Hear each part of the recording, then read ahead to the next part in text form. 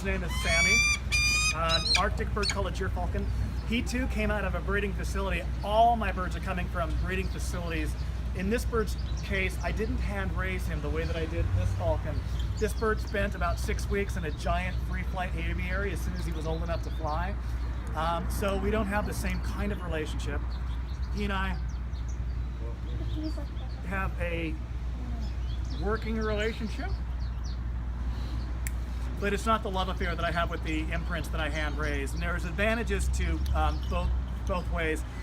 One of the disadvantages to the imprinting is the noise can get a lot excessive.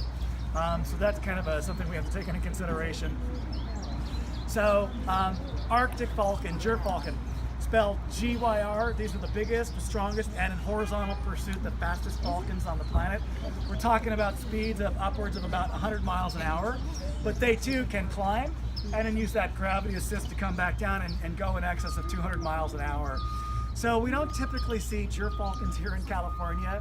I've never seen one. In fact, there are very few reportings, but there was one in Riverside, California, maybe 8 years ago-ish.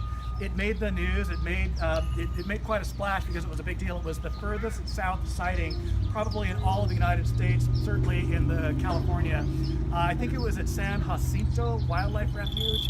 And if I hadn't seen the picture, I would have assumed that it was a Gyrfalcon that maybe somebody had from a breeding facility. But I saw the picture. There was no seamless band, which would indicate a captively produced Gyrfalcon, and it looked like a typical Alaskan female. For whatever reason, she just went way further south. Typically, these birds are up north.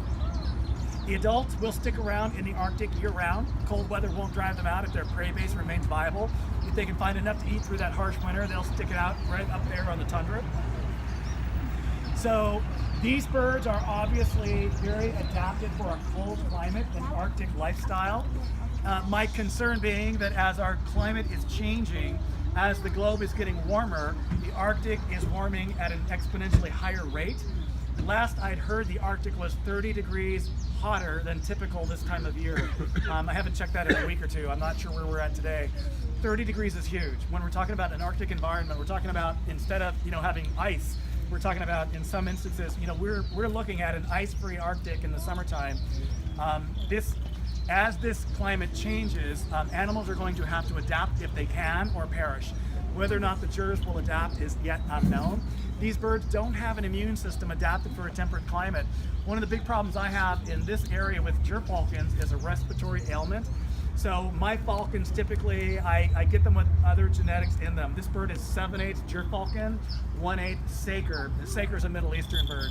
So he's able to withstand things like these spores that he's inhaling. The Aspergillus spore that would kill his wild counterpart, he's able to survive.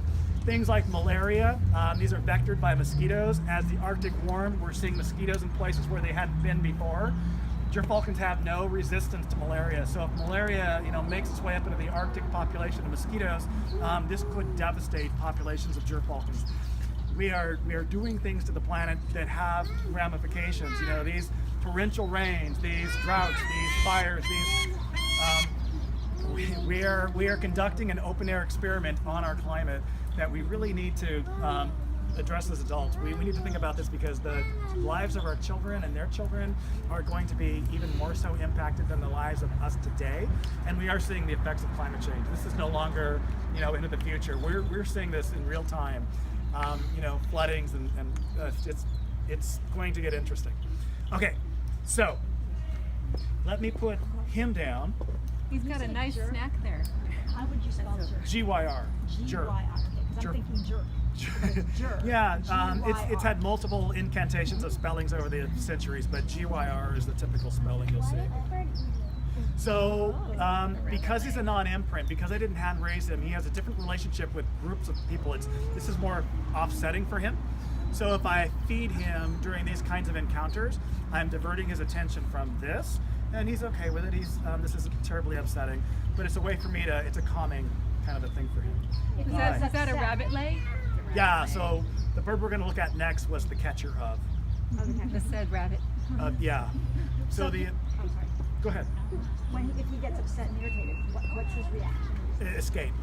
launch, just try to fly. be someplace, try to extricate himself. That's the birds, just go someplace different where these people aren't. Yeah, I always try to minimize. If my birds are stressed, I'm not happy. Stressful birds, that's not good. So we always try to find ways to minimize any kind of a stress. Okay, so let me put the falcon down. If there are no falcon questions, we'll move into the land of the hawk.